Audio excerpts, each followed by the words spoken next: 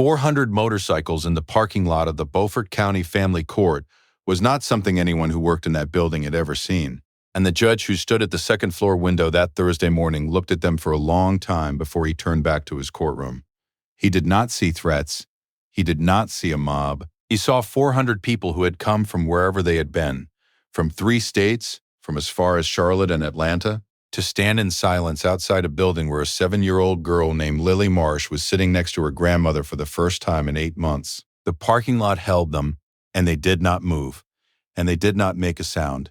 And the judge had 31 years of family court, and he understood, with complete clarity, what their silence meant. It meant, we know her name, we know what happened. We are watching. None of them had known Lily Marsh a week ago. It started on a Monday in November in a roadside diner in Beaufort County when a man named Hank Delacroix opened the wrong door. The diner was called Pell's, and it sat at the intersection of Highway 21 and a county road that didn't have a name on most maps. And it had been there long enough that the sign on the roof had faded to a pale suggestion of its original letters. The breakfast crowd came through between 5 and 8, and then the place went quiet until lunch. And at 6:40 on a Monday in November, the only occupied booth was the one near the window where Hank Delacroix sat, with both hands around a mug of coffee. That was doing something useful for the cold that had moved in overnight. He was 56 years old and broad and gray, and he took up space in a way that was not aggressive but was not apologetic either. The leather vest over his flannel shirt carried the kind of patches that made the young waitress, filling in for someone clearly not yet sure how to read a room, hesitate before she brought the coffee over. She brought it anyway. She looked at his face and decided the face was fine. The face was, in fact, fine. Hank Delacroix had a face that looked like a long road, and a face that looked like it had been through weather, and he had spent his adult life watching people decide in those first few seconds which of those two things they were going to believe about him. He was riding from Savannah to Columbia, no particular hurry. A brother named Pete Hallowell was celebrating 40 years in the chapter this weekend, and a group of them were converging on Columbia from wherever they'd been. The way the chapter converged when something mattered, Hank had given himself the morning to get there. He had left Savannah before sunrise because he had always liked the low country roads in the early cold, the marsh grass going silver in the November light, the sense that the landscape was holding its breath before the day started. He carried something private the way men who ride long distances tend to carry something private. 15 years ago, he had lost a custody fight for his daughter, Janelle, not because a court found him unfit, because his ex-wife's attorney had been better than his, and better attorneys cost money that Hank had not had. He had spent the years since learning exactly how family courts work for people without resources, learning it the way you learn something by living inside its consequences. Janelle was 23 now. They talked sometimes, not often enough. He thought about her every time he saw a girl around the age she had been when he lost her. He was finishing his second mug of coffee when he went looking for the bathroom and opened the wrong door. Before you find out what he found behind that door, hit subscribe and drop your city in the comments right now. People are watching this from everywhere tonight, and I want to see where this story travels. City and state anywhere in the world. Drop it below. I read every single one. Now, back to that diner in Beaufort County, because what Hank Delacroix found behind that door was going to change things for more people than he knew. The storage room was at the end of a short hall past the bathrooms, and the door was not quite closed. Hank pulled it open and reached for the light switch, and in the half-second before he found it, he saw something in the dark that made him go very still. Eyes, small eyes, very dark, at floor level in the back left corner of the room, behind a shelving unit stacked with industrial-sized cans of tomatoes and cooking oil. The voice came before the light did. Please don't tell them I was here. Barely enough sound to be a voice at all. But the words were perfectly clear because the child who said them had practiced staying quiet and had learned to make words carry on almost no air. Hank did not turn on the light. He stood in the doorway and looked toward the corner and let his eyes adjust until he could see her. A girl, very small, 7 or 8 years old, with dark hair that had come most of the way out of a braid that hadn't been tended to in some time. She was wearing a cotton dress that was wrong for November, blue with small white flowers, the kind of dress that belonged to a different season, with a gray cardigan buttoned over it, that had one button missing near the collar. Her knees were drawn up to her chest, In her right hand, she held a small folded piece of paper, creased white at the folds in the way of something that has been opened and closed many times. She was looking at him and she was not crying. She had the expression of a child who had used up crying some time ago and arrived at a different place, watchful, assessing. Still, Hank did not move toward her. He did not say everything is okay. He did not reach out his hand. He sat down on the floor in the doorway, cross-legged, at her level, and he waited. For a long moment, neither of them said anything. From the diner beyond the hall came the sound of the coffee maker cycling and a country song on low on the radio. "I'm Hank," he said. "I was just looking for the bathroom." Something in her face shifted by a small degree. "I'm Lily," she whispered. Her name was Lily Marsh. She was 7 years old. Her mother, Carol Marsh, had died of a brain aneurysm in February at home on a Tuesday morning, which was a school day, which meant Lily had been at school when it happened and had come home to the ambulance, already leaving. She had one living grandmother, her mother's mother, a woman named Nola Marsh who lived in Ridgeland, 23 miles away. And when the state placed Lily into emergency foster care in March, Nola had filed for kinship custody within the week. She had been filing things, calling numbers, attending hearings, and leaving messages that were not returned ever since. Lily had been in the foster home for 8 months. She had a piece of paper in her hand that she had been carrying since March. Her grandmother Nola had pressed it into her palm the last time she saw her and folded Lily's fingers around it and said, "If you ever need to find me." The paper had Nola's address on it in handwriting that was firm and clear. Lily had opened it and folded it back up so many times that the creases were soft as fabric.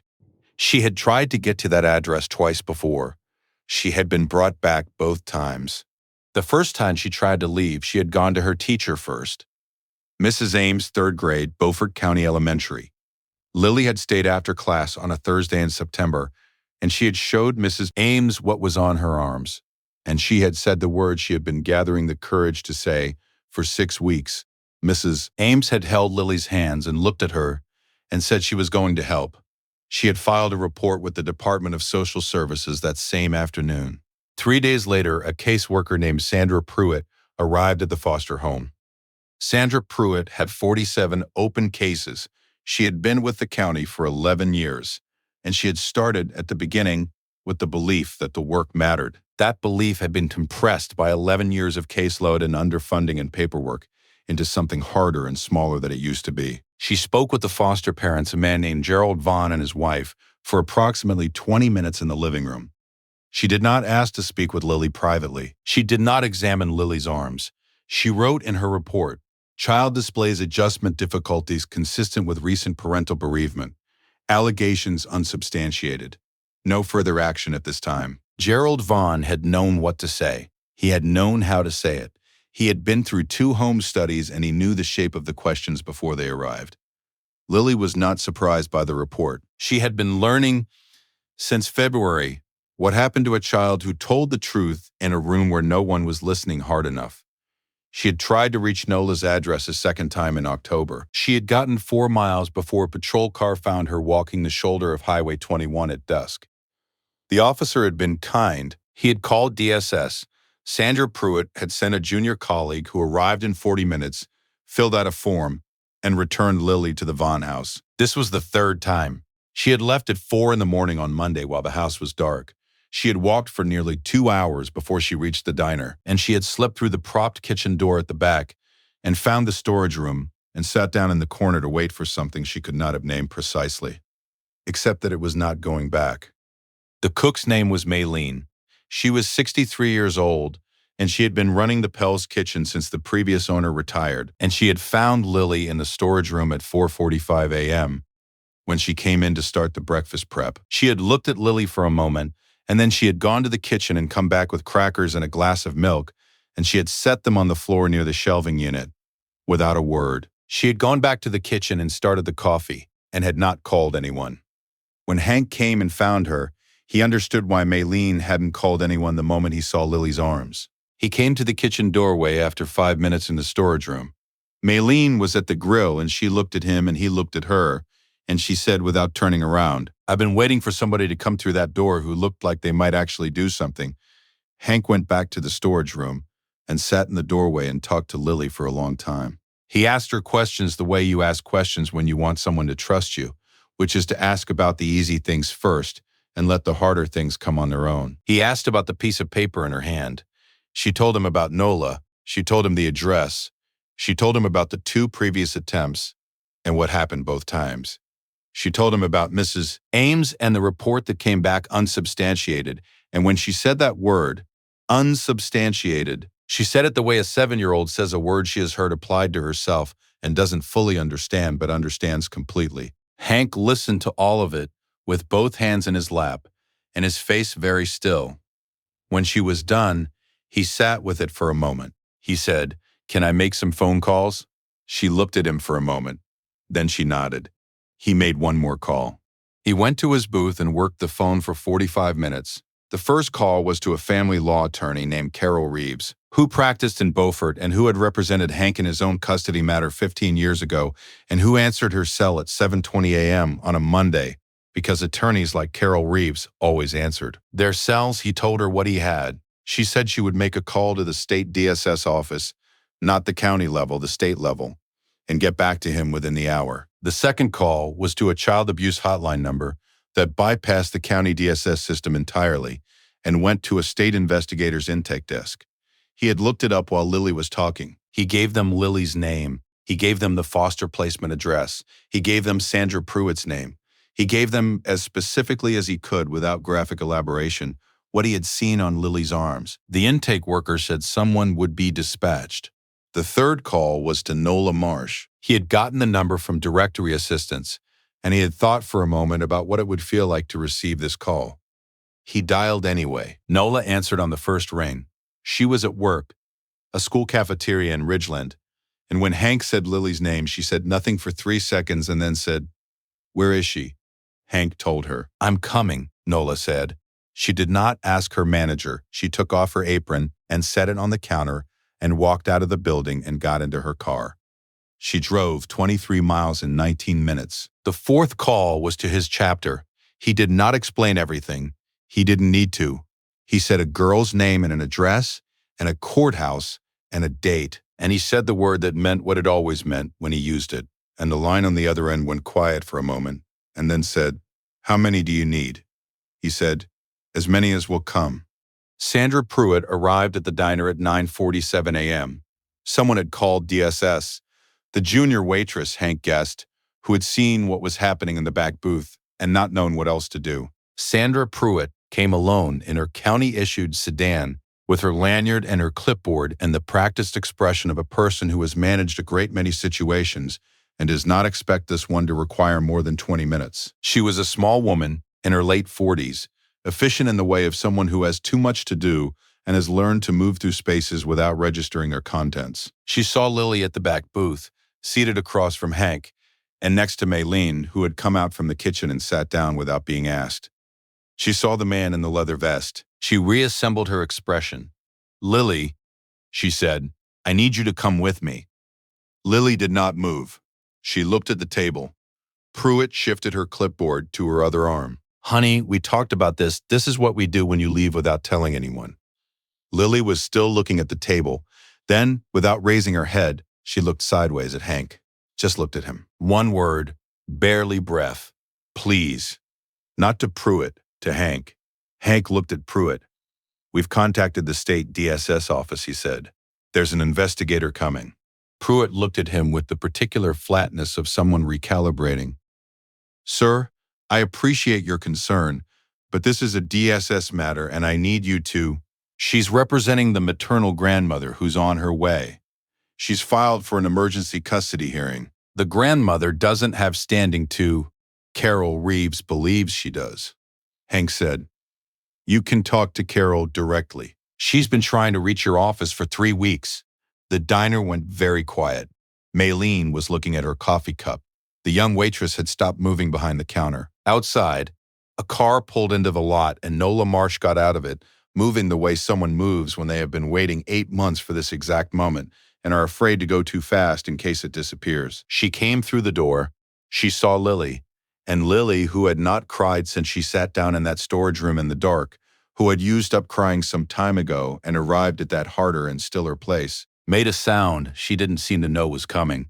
It came up from somewhere below her control, and it broke in her chest, and she was out of the booth before anyone could move. And Nola caught her at the edge of the table and went down on both knees on the diner floor and held her. And Lily pressed her face into her grandmother's shoulder and shook. Maylene looked at the ceiling. Hank looked out the window. Sandra Pruitt stood with her clipboard and said nothing at all. Engines. They began arriving in Ridgeland on Wednesday evening, the night before the emergency hearing, the way they always arrived when the call had gone out, quietly and purposefully, and from distances that should have been too far. From Columbia and Charleston, from Charlotte and Savannah, from as far as Atlanta and Raleigh, and a chapter in northern Georgia whose road captain had heard what this was about and made 9 phone calls in the space of 20 minutes. By Thursday morning, the parking lot of the Beaufort County Family Court held 400 motorcycles, and the people who had ridden them, and every engine was silent. They did not block the entrance. They did not approach the building. They stood or sat or leaned against their machines in complete deliberate silence, and they faced the courthouse, and they waited. Pete Kimball, who had been riding with Hank's chapter for 22 years and who had organized more than his share of arrivals, but had never organized one like this, walked to where Hank was standing near the entrance steps. "You know she's going to be okay," Pete said. Hank was watching the courthouse door. "I know," he said. Inside, Carol Reeves was presenting an emergency motion to a judge named the Honorable William Crow, who had 31 years on the family court bench and who had walked to his second-floor window at 8:15 a.m. and looked at the parking lot for a long time before sitting back down. The gallery was full. Representatives from the state DSS office were present. The investigator who had been dispatched Monday morning had submitted a preliminary report. The preliminary report contained language that had caused Sandra Pruitt, seated in the gallery's third row, to look very carefully at her lap. Nola Marsh sat at the respondent's table with Carol Reeves on her left and her hands folded in front of her. 8 months of filings and unreturned calls and hearings that went nowhere had left their evidence on her face, but she was upright and she was present and she was ready. In the hall outside the courtroom, Lily Marsh sat in a chair next to a victim's advocate named Donna, who had a kind face and a thermos of hot chocolate, and she held the piece of paper with her grandmother's address in both hands, and she waited. Judge Crow took 40 minutes. He came back to the bench, and he looked at the gallery, and he looked at the table, and he looked at the window for one brief moment before he set it aside and came to his decision. Emergency custody granted to Nola Marsh, effective immediately pending full review. Gerald Vaughn surrendered for questioning that afternoon. The investigation that followed would take 7 months and conclude in a criminal filing. Sandra Pruitt's caseload was reviewed. The review found 14 cases in conditions similar to Lily's. Hank was standing on the courthouse steps when the door opened.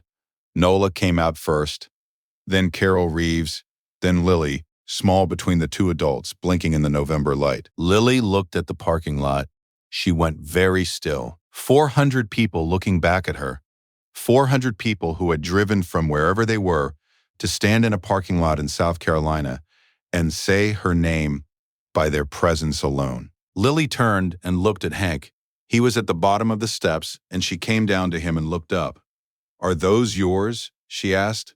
"Some of them," Hank said. "Why did they come?" He crouched down to her level.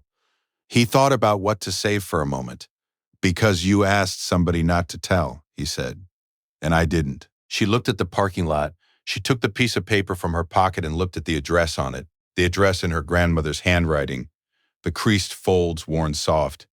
And she looked at Nola, who was standing 3 steps above them with her hand on the railing, watching. Hank stood. He put his hand briefly on the top of Lily's head, just for a moment, then he took it away. He nodded to Nola. He nodded to Carol Reeves. He walked to his bike. The engines started one by one, then in groups, then all of them. And the sound built over the Beaufort County Family Court parking lot like something being announced. And then the line began to move, and Cedar Street cleared slowly until the last motorcycle turned north, and the sound faded. And then it was gone, and the November morning came back to itself. Nola took Lily's hand, and they walked to the car together. Lily Marsh was placed in her grandmother's home in Ridgeland on a Thursday afternoon in November.